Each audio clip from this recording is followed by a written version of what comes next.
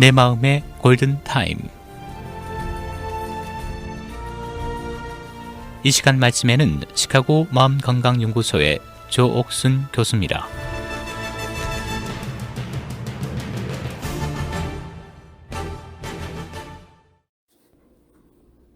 애청자 여러분 안녕하세요. KCBS 정신건강 칼럼 내 마음의 골든타임 조옥순입니다. 여러분들 중에 혹시 가정에서나 교회에서나 또는 이웃에서 이러한 사람을 만난 적이 있는지요? 대화를 할 때나 일을 할 때 두서가 없고 일이나 놀이에 집중을 못하고 몸을 정말 많이 움직이는, 그리고 뭔가를 자주 잊어버리는 어른이나 아이를 보신 적이 있는지요? 처음에는 왜 저러나 이해가 안 될 수도 있고 또 함께 있으면 좀 불편할 수도 있겠습니다. 그렇지만 이러한 행동은 사람이 나빠서 하는 것도 아니요, 또 부모가 교육을 잘못해서 이러한 행동을 하는 것도 아닙니다. 바로 ADHD, 주의력 결핍 과잉 행동 장애라는 증상 때문입니다. 오늘 내 마음의 골든타임에서는 ADHD의 증상과 치료, 돕는 방법에 대해 배우겠습니다. ADHD라는 말은 사실 많이들 알고 계십니다. ADHD, 내가 ADHD인 것 같아요. 우리 아이가 ADHD 아닌가 모르겠어요. 그런 말씀들을 많이 하시거든요. 그래서 꽤 많이 알려진 어떤 마음의 상태라고 볼 수 있겠습니다. 그러면 ADHD의 약자가 뭘 의미하는가? A는 attention을 말합니다. D는 deficit, attention deficit, 주의력 결핍을 얘기하는 거죠. 그리고 H는 hyperactivity, 과잉 행동을 말합니다. 그래서 attention deficit 주의력 결핍 장애, attention deficit hyperactivity disorder이라고 하면 한국말로는 주의력 결핍 과잉 행동 장애, 이렇게 번역이 되겠지요. 그런데 이 ADHD는 세 가지 가장 큰 특징, 두드러지는 그런 주요 행동 특징이 있는데요. 한 가지는 inattention, attention을 못하는, 주의력이 결핍되어진 행동 하나, 그리고 또 하나는 hyperactivity, 과잉 행동, 너무 많이 움직이고 너무 크게 움직이고, 그리고 impulsivity라 해서 충동성을 얘기를 합니다. 그래서 이렇게 주의력이 결핍되고 과잉 행동, 충동성, 이 세 가지가 ADHD의 가장 큰 행동적인 특징이라고 보시면 되겠습니다. 그런데 어떤 경우에는 이 ADHD가 두 가지 다, 주의력 결핍과 과잉 행동이 다 있는 경우에 ADHD라고 하지만 어떤 경우에는 H가 없이, 과잉 행동은 없지만 주의력이 결핍되는 경우가 있습니다. 그런 경우에는 ADD, H가 없이 ADD라고도 하지요. 근데 이제 대부분의 어린이들은 이 ADHD가 함께, H가 함께 있는 그런 경우가 많습니다. 특히 프리스쿨에 가보면 그 어린이들 중에 가장 많이 갖고 있는 행동 특징이 ADHD 심프텀, 특히 하이퍼액티비티, 얼마나 많이 움직여요. 그쵸? 그래서 뭐 굳이 과잉 행동 장애까지는 아니지만 대부분의 어린이들이 그런 증상을 가지고 있습니다. 그래서 아이들이 이렇게 좀 움직이고 뭐 잊어버리고 집중 잘 못한다고 해서 우리가 다 ADHD 진단을 내리지 않습니다. 그건 정상적인 반응이거든요. 한참 자라는 아이가 뛰고 놀고 움직이고 막 호기심이 많아서 이거 보고 저거 보고 또 하고 싶은 얘기도 많아서 이 말 했다가 저 말 했다가, 그건 자라는 과정에서 다 정상적인 발달 과정이라고 볼 수 있습니다. 그런데 만약에 ADHD가 있다, 진단을 내려졌다 할 정도면 훨씬 더 그 증상이 심합니다. 그리고 그 빈도가, 그 정도가 아주 잦게 나타납니다. 거의 매일, 매 시간, 24시간, 7day 다 그렇게 그런 행동이 유지된다고 보시면 되겠고요. 그리고 이 행동이 실생활에 아무 지장이 없으면은 우리가 장애라고 진단을 내리지 않습니다. 그런데 우리의 삶의 퀄리티, 삶의 질이라던가 우리의 어떤 수행 능력이 저하되거나, 그리고 사회생활, 소셜 인터랙션, 학교에서나 아니면 어른들은 직장에서나 자기의 기능을 또는 삶의 퀄리티에 치명적인 부정적인 영향을 받을 때 우리가 ADHD 진단을 내리죠. 그래서 일반적으로 움직임이 많은 아이를 우리가 함부로 ADHD다라고 말해서는 안 될 것입니다. 그리고 이 ADHD는 어린이들에게만 나타나는 그런 증상이라고 보시는 분도 계시는데요. 어른들도 이러한 증상을 갖고 계십니다. 다만 본인이 모를 뿐이죠. 근데 아이는 보이잖아요. 학교에서도 집에서도 너무 움직이고 그래서 우리 아이가 정말 이 ADHD 심각하다 막 그러는데 어른도 그 부모도 그러한 증상이 거의 비슷하게 있는 경우가 많습니다. 왜냐하면 이 ADHD가 유전적인 요인도 꽤 높거든요. 그래서 어른도 이러한 행동을 할 수 있다. 왜 이렇게 어린애같이 행동하나가 아니라 이건 어른들에게도 해당하는 그러한 상태, 증상이라고 보시면 되겠습니다. 그러면 inattention, hyperactivity, impulsivity 이렇게 말은 설명을 했지만 구체적으로 어떠한 증상을 얘기하는가에 대해서는 조금만 더 자세히 말씀드리면 이해가 쉽게 되실 것 같습니다.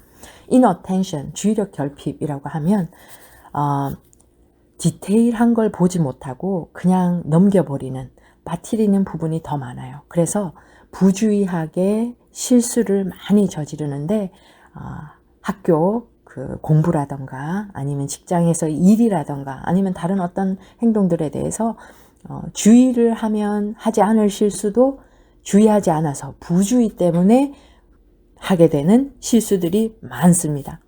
그리고 attention, 주의를 내 attention을, 주의력을 유지하는 게 굉장히 어려워요. 일이라던가 놀이에서도 또는 대화를 할 때도 이 주의력을 유지하지 못해서 중간에 그만두거나 아니면 끝까지 이해를 하지 못하는 경우가 있습니다. 그래서 나의 이 포커스를 유지하지 못하는 것. 그리고 inattention 부분에서는 다른 사람이 말하는 것을 끝까지 듣지 못하는 경향이 있습니다. 심지어는 얼굴을 보고 이야기하는데도 그 이야기를 주의해서 듣지 못하고, 그리고 선생님이나 아니면 이제 직장에서 상사가 주는 그 instruction, 지시를 따르지 못하는 경향이 있고, 그리고 일을 제때 마치지 못하는 경향이 있습니다. 그리고 쉽게 그 주의력을 잃어버리고, 그리고 조그만 소리에도 이 주의가 산만해지는, 쉽게 주의가 산만해지는 그런 경우가 있어요. 그래서 지시에 따르지 못하기 때문에 뭘 하라고 하는지를 모르면 할 수가 없잖아요. 그렇죠? 그래서 그 지시를 놓쳐서 해야 될 일을 정확하게 마치지 못하는 경우가 많고, 그리고 일이나 공부를 조직적으로 정리를 하지 못하는 경향이 있습니다. 그래서 일을 순서대로 또는 뭘 해야 되는지, 어떤 순서로 해야 되는지를 모르면 시간을 효율적으로 쓸 수가 없겠죠. 그래서 이 사람들의 또 하나의 특징이 타임 매니지먼트를 못하는, 그래서 데드라인이나 숙제나 일을 마쳐야 하는 그 시간을 놓치는 경우가 있습니다.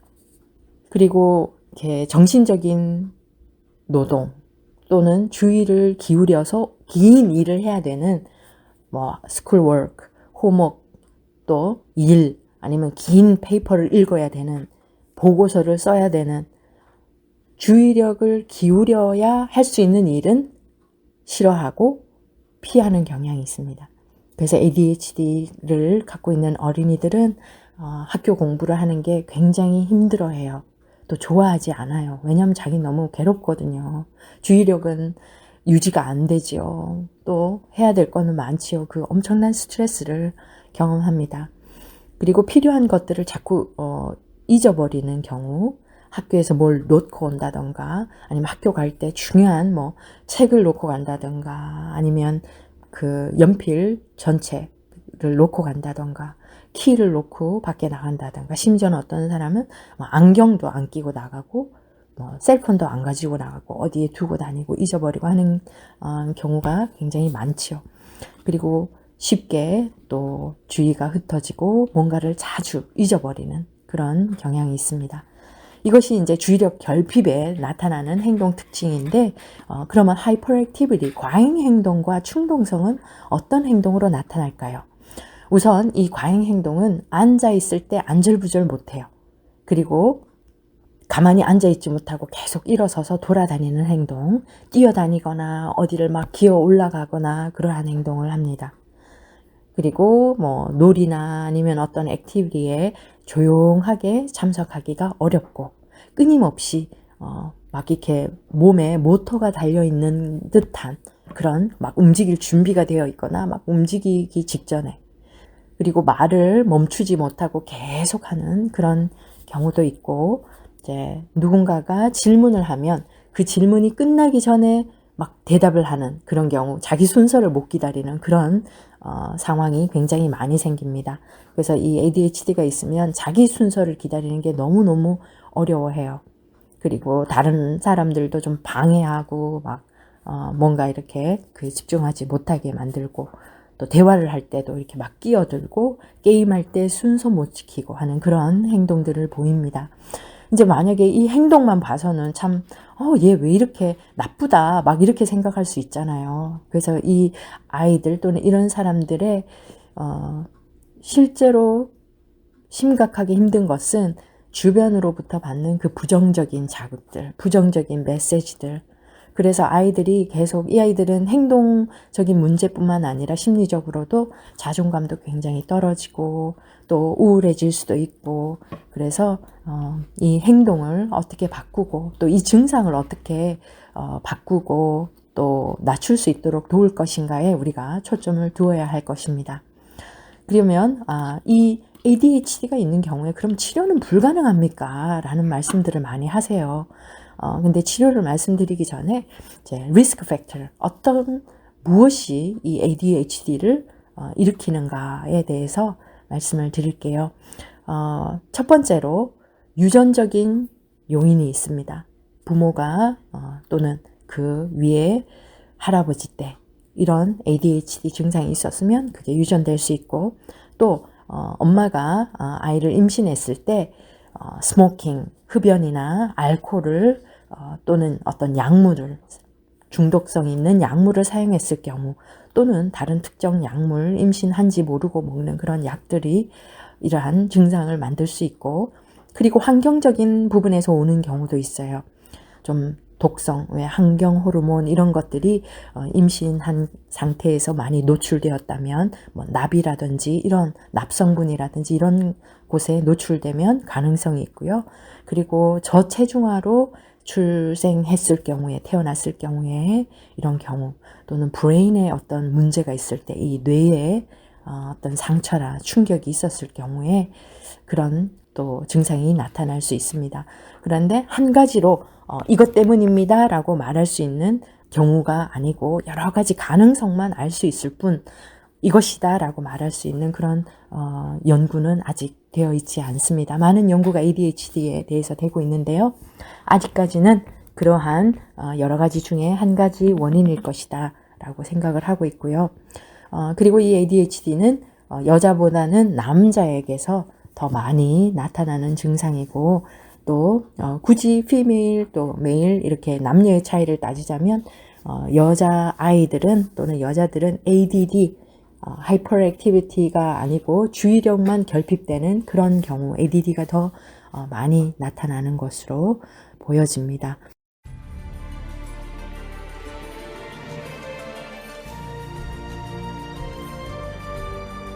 지금까지 시카고 마음건강연구소 조옥순 교수의 내 마음의 골든타임이었습니다. 상담 문의 전화는 847-813-9079번으로 연락주시기 바랍니다.